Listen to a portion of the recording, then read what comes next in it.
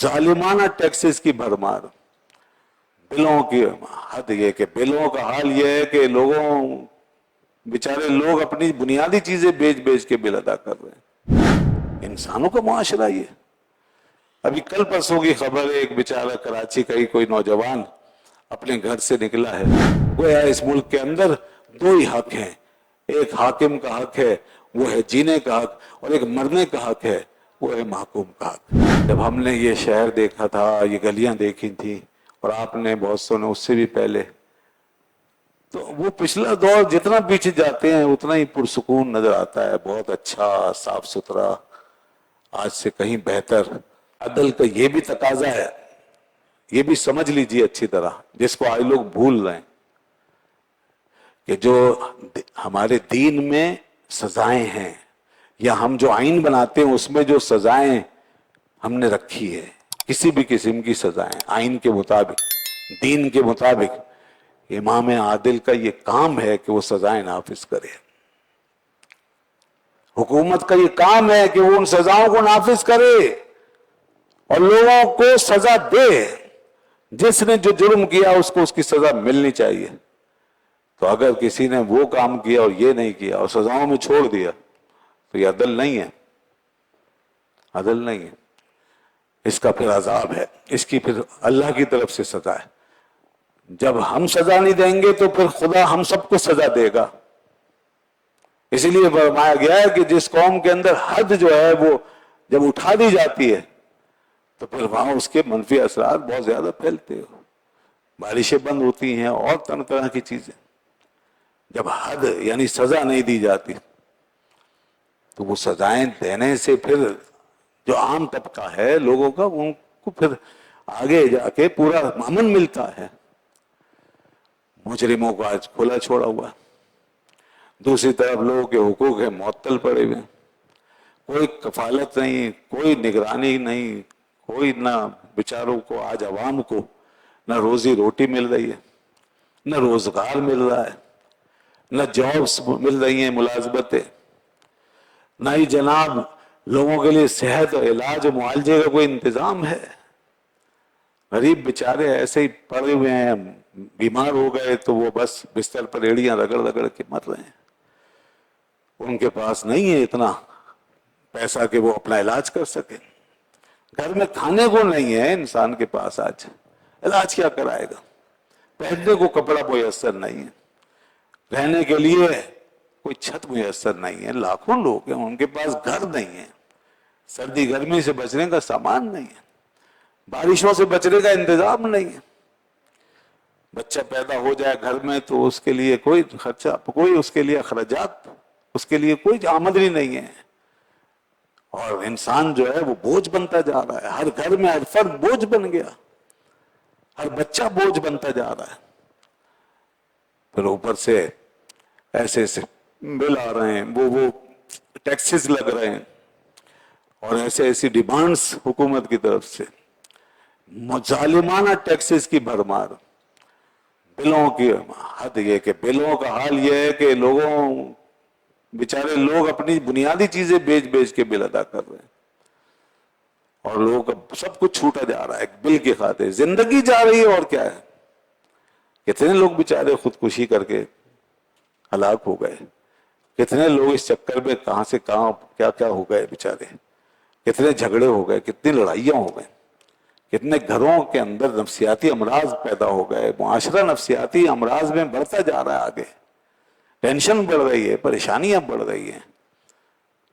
ہم سے لاکھوں گنا پرسکون حالت میں رہ رہے ہیں جانور۔ انسانوں کا معاشرہ یہ۔ ابھی کل پرسوں کی خبر ہے، ایک بیچارہ کراچی کا ہی کوئی نوجوان اپنے گھر سے نکلا ہے، اپنی بیوی کا علاج کے لیے، اپنے بیٹی کے علاج کے لیے، وہ بیمار ہیں اور ماں بھی نابینا ہے، تو وہ زیور وغیرہ لے کر کے نکلا، اس نے جا کے کہیں زیور بیچا، اور اس کے بعد جو پیسے اس کو حاصل ہوئے وہ لا رہا تھا واپس، راستے میں اس کو لوٹ لیا، اور لوٹا بھی ایسا کہ اس نے تھوڑا ریزسٹ کیا تو اس کو مار دیا، بیچارے کو ہلاک کر دیا۔ علمان علمان، اتنا ظلم، اتنی بربریت، کسی کو غریب کی فکر نہیں ہے، کسی کو ہوش نہیں ہے، ہر ایک بس حل میں مزید، حل میں مزید، مجھے اور اقتدار مل جائے، مجھے اور اقتدار مل جائے۔ کیسے یاد کریں گے لوگ ان کو؟ آپ نے کیا کیا اس ملک کے لیے، کیا خدمات انجام دے رہے ہیں؟ تو ہر ایک نے اس قوم کو برباد کر کے رکھ دیا۔ سیاسی لیڈروں کی اپنی کہانیاں ہیں، وزیروں کی اپنی کہانیاں ہیں، تنظیموں کی اپنی اپنی مظالم کی کہانیاں ہیں، داستانیں ہیں، اور کتنے ہیں جو یہاں تباہی پھیر کے بربادی مچا کے باہر جا بیٹھے، سب باہر بیٹھے ہیں، بڑے بڑے جنرل، کرنل، بڑے بڑے جناب لیڈر، اور بڑے بڑے قاضی، ججز اور سیاستدان آج باہر عیاشیاں کرنے مصر، یہاں لاکھوں کے، کروڑوں کے، اربوں کے اسکیم کر کے اور لوگوں سے کیا کیا چھین کر، لوٹ کر، اور کیسے کیسے کرپشن کے کیسز بنا کے آج باہر کے مزے کر رہے ہیں۔ تو یہ صورتحال اس ملک کی ہو گئی کہ اگر یہ سب اتنے ہی پاک صاف ہیں جو سارے باہر جا چکے، تو آتے کیوں نہیں؟ آ کے بیٹھ کے سامنا کیوں نہیں کرتے؟ اور جب دنیا میں آنے کے قابل نہیں رہے تو پھر آخرت میں کیسے منہ دکھائیں گے؟ کیسے منہ دکھائیں گے اب؟ اور کیسے اللہ کی بارگاہ میں حاضر ہوں گے، اس کے حبیب کے سامنے کھڑے ہوں گے؟ میں نے ابھی حدیث کی روشنی میں بتایا امام عادل کی کیا شان ہے، اور پھر امام ظالم اگر کوئی ہوگا تو اس کا کیا حال ہوگا۔ تو اس لیے آج ہماری حالت ایسی کر دی گئی ہے کہ اس وقت ہمارے لیے گویا کہ کچھ نہیں چھوڑا جا رہا اس قوم کے لیے، بس نہیں چل رہا لوگوں کا، یہ ہوائیں بھی چھین لیں، یہ فضائیں چھین لیں کہ بھئی یہ بھی ہمیں دے دو، یہ تمہارے لیے کیوں ہے؟ تو جو کچھ بھی بس بند پڑ رہا ہے وہ سب لوگوں سے جیسے ان کے پیٹوں سے چھین لیا گیا ہے، ان کی حق کی حلال کی کمائیوں سے چھین لیا گیا، اور انہیں بدلے میں کچھ نہیں مل رہا، بلکہ جس کے پاس جو ہے وہ اپنا دیتا رہے، خراج پہنچاتا رہے، ٹیکس پہنچاتا رہے،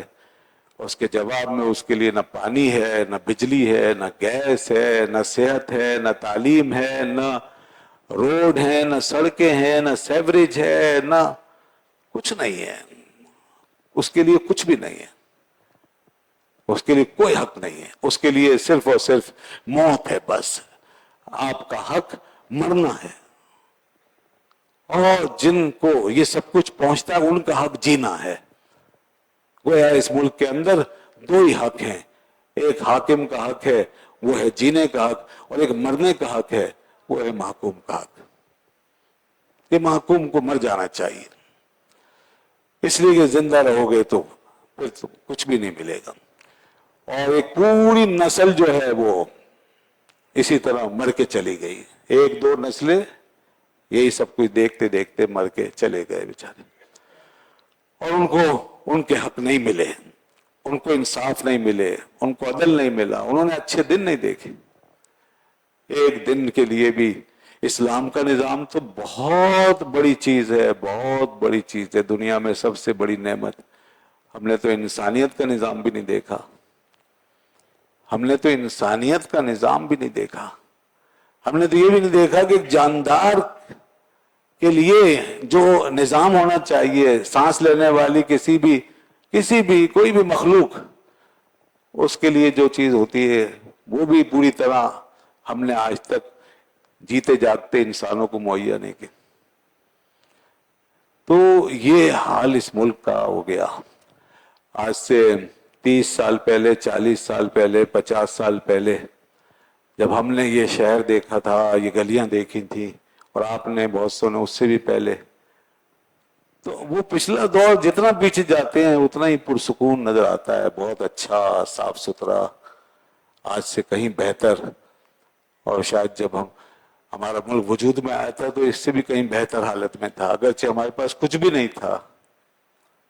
اس وقت ہمارے پاس کچھ بھی نہیں تھا، اس وقت ہم بالکل ایسے نوخیز بچے کی طرح تھے جب 14 اگست 1947 کو پاکستان بنا تھا، لیکن اس وقت کا پاکستان بہت اچھا تھا، بہت اچھا تھا۔ کیوں؟ اس لیے کہ اس وقت ظالم نہیں تھا ہمارے سر پہ، اس وقت ظالم نہیں تھا، اس وقت ہمارے سر پہ ایک ایسی حکومت تھی کہ جو ہمیں پال رہی تھی، جو ہمیں اون کر رہی تھی، جو اس قوم کو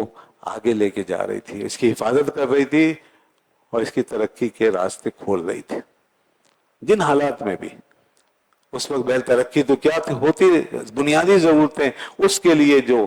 اسٹیٹ جس طرح اس وقت مصروف تھی تو اس کی وجہ سے وہی وقت بہت اچھا تھا. پھر اس کے بعد وہ دور آنا شروع ہو گیا کہ اسٹیٹ پھر وہ ہمیں پھر اس نے کچلنا شروع کر دیا اور پھر ہمیں دینے کے بجائے ہم سے لینا شروع کر دیا اور پھر اس کے بعد ہمیں پالنے کے بجائے ہمیں مارنا شروع کر دیا. یہاں تک کہ آج یہ صورتحال ہو گئی کہ اب بچہ بیچارہ ایسے ظلم کی چکی میں پسا ہوا ہے کہ وہ اس کے روئیں سے آواز آ رہی ہے کہ خدا کے لیے مجھے کوئی دیکھو, میرا بھی کوئی حق ہے دنیا میں بھی کسی کی مخلوق ہوں اور میں بھی اس ملک کا شہری ہوں. ایک بچہ جو ہے بلک رہا ہے. اگر ہم غزہ اور فلسطین اور کشمیر نہیں بن گئے تو اس سے کم بھی نہیں ہے. ہم اس طرح یہاں پر ہو گئے کہ جیسے ہم پر بغیر بمباری کے ہمارے اوپر بم برس رہے ہیں, بغیر دھماکوں کے ہم آگ میں جل رہے ہیں, بغیر دھماکوں کے, بغیر ہم کسی بیرونی حملے کے ہم ویسے ہی جیسے ہر وقت جو ہے کسی حملے کی زد میں ہے, ہر وقت ایک خطرے میں گھرے ہوئے, ہر وقت بے امنی. اب لوگ جو ہیں وہ اپنے تئیں جتنا جی سکتے ہیں جی لیں بس. آپ اپنے لیے اپنے پانی کا انتظام کر لیں ورنہ پیاس سے مر جائیں. آپ اپنے لیے اپنی جاب کا, نوکری کا, خوراک کا انتظام کر لیں ورنہ بھوکے مر جائیں. اپنے لیے دوا علاج کا انتظام کر لیں ورنہ ایسے بیمار پڑے چلے جائیں دنیا سے. اپنے لیے آپ حفاظت کا انتظام کر لیں, کوئی گارڈ رکھ لیں, کوئی حفاظت کے لیے کچھ کریں, آپ اپنی زندگی خود بچا سکتے ہیں ورنہ تو اسی طرح گلیوں میں لٹتے پٹتے کسی کے ہاتھ چڑھ جائے. تو ملک اسٹیٹ لیس ہو گیا, اسٹیٹ لیس ہو گیا. کب آخر ہم یہ اس چیز کو بدلیں گے, کب یہ تبدیلی آئے گی اور دنیا میں ہم کب آنکھ کھولیں گے؟ ہم بات کر رہے ہیں چاند کی, سورج کی, اور اتنی بڑی بڑی باتیں یہاں ہوتی ہیں اور لوگ بیچارے زمین پہ رہنے کے قابل نہیں. تو اس لیے سب سے پہلا فرض یہ ہے, امام عادل جس کو کہتے ہیں, حکومت عادل حکومت, اسٹیٹ عادل اسٹیٹ, تو وہ اس کا پہلا فرض یہ ہے کہ لوگوں کے بنیادی حقوق ان کو مہیا کیے جائے, انہیں سانس لینے اور زندہ رہنے کا حق دیا جائے. ان کے اندر یہ احساس پیدا ہو کہ ہم زندہ رہ سکتے ہیں, ہم بچ سکتے ہیں, ہم آگے بڑھ سکتے ہیں. اس کے بعد ہی پھر آگے خود اعتمادی اور آپ کی اپنی جو سیلف, آپ کی جو ایک آنرشپ ہے, اور اس کے بعد آپ کے مزید آگے آپ کی ترقی ہے, آپ کا غلبہ ہے, آپ کا استحکام ہے, یہ سب چیزیں اس کے بعد آتی ہیں. پہلے تو انسان زندہ رہنے کے لیے گارنٹی حاصل کرتا ہے کہ میرے بچے سروائیو کر سکتے ہیں.